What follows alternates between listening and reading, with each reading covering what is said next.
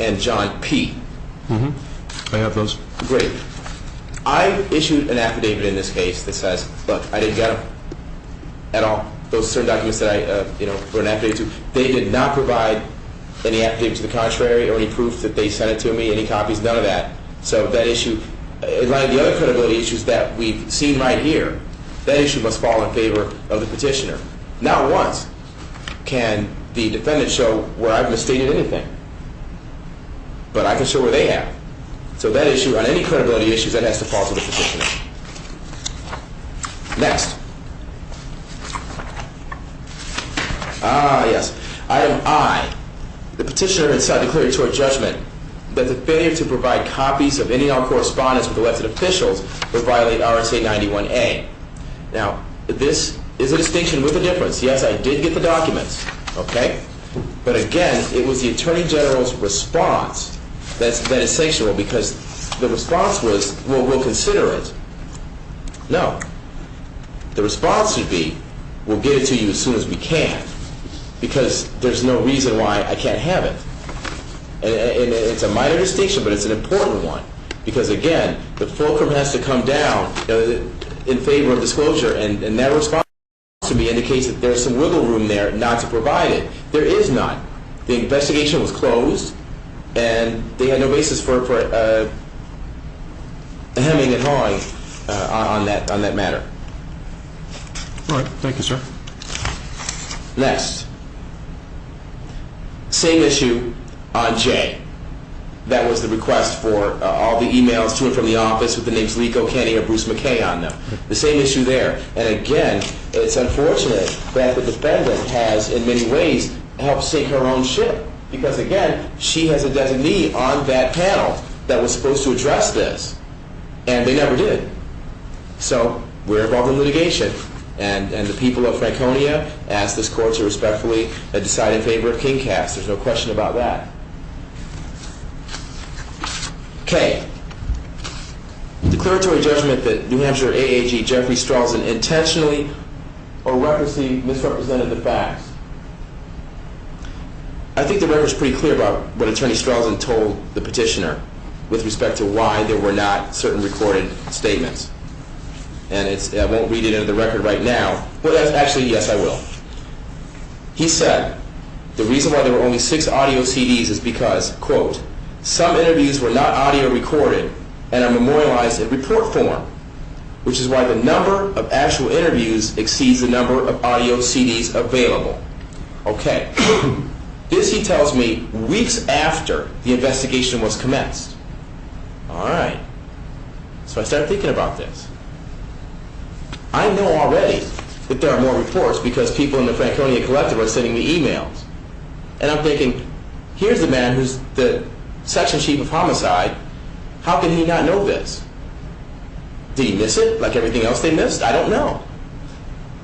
And I wrote him back and I said, well, I'll be checking to see whose interviews appear buried in a 1,000-page report.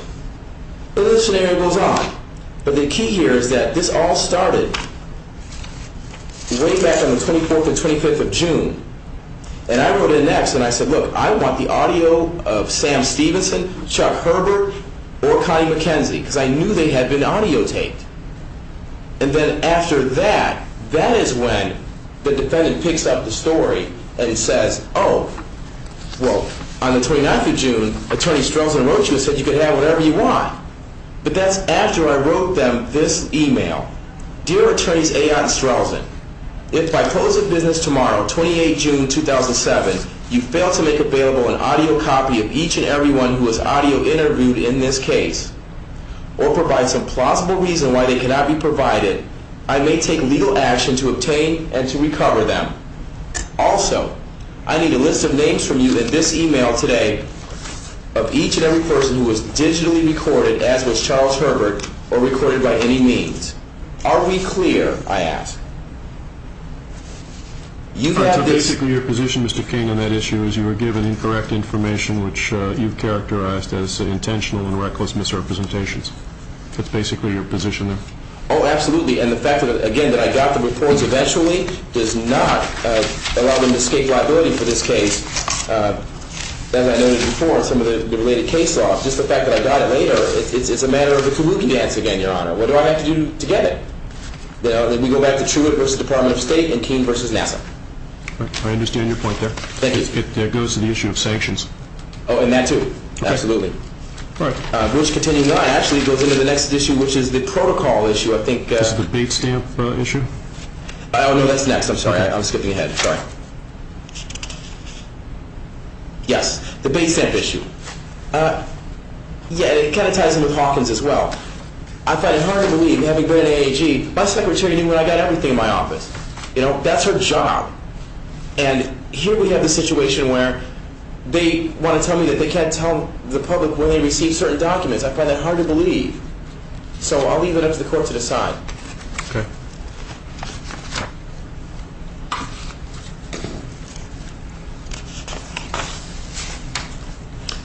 M. I have withdrawn M because they have rationalized the cost of materials. They had to outsource that. No problem with that. I'm a reasonable man, Your Honor. Just make a note on that. Thank you. P. I did withdraw that too. I had asked for information where the defendant could affirmatively identify anything that would prove that Bruce McKay never even had his hand on his gun. I haven't seen any documents that are responsive to that, and they don't have any, so I've withdrawn that. I'll mark that as withdrawn. Thank you. Q. And this is a major one. This is the VHS dashboard? That's correct, Your Honor. I've been bringing video to courtroom now for 12 years. I've been involved in video production and learning a lot from people who know far more about it than I do. And pursuant to these endeavors, I know that anytime you can hear something on a tape, you can hear everything on a tape. There are ways to bring that up now, especially in the past 5, 6, 7 years. You can bring up everything. I'm watching the video of Bruce McKay on 5/11, and I'm hearing things in the background. They're kind of muffled, but I'm hearing some voices in there, and I'm not quite sure what they are. So I think maybe it's a good idea that, you know, some independent source could take a look at that, try to raise those levels up, see if we can, you know, take a look-see and see what we find. Now again, I'm asking for this in a chain of custody manner. The professional has to be a licensed professional, and I need it for maybe a day, at which point it will be returned in its original condition. If the state has nothing to hide, it will agree with me. I mean, that's the right to inspect, is the right to inspect. That's my position on that. Okay. Oh, yet there's more. Yep. In this case, there was actually an episode in which, as I noted in my affidavit, where I picked up materials. It was Caleb McCauley's interview. It didn't play in a $42,000 BMW. It didn't play in a $2,000 Saab. It didn't play on a home entertainment station. It didn't play in a new MacBook. And it didn't play in an IBM. Okay? But I could hear some sound very low. All right? So I sent that to my filmmaker, who in one day was able to bring up the sound so that I could hear parts of Caleb McCauley's testimony. So I think that it would be incumbent upon the defendants now to provide me the VHS tape so I could, you know, take a look at that. You're looking for the original so you can analyze it. Bingo. Okay, I understand. Next, item R. It's policies and procedures? Yes. I don't know what any individual state has regarding policies and procedures, but I know that in Ohio we had definitely policies and procedures regarding homicide cases and civilians and this and that. So the way I worded it was that I wanted the policies, procedures, and protocol for the AG's investigation of homicides involving police personnel and civilians. Okay. They tell me we don't have anything responsive.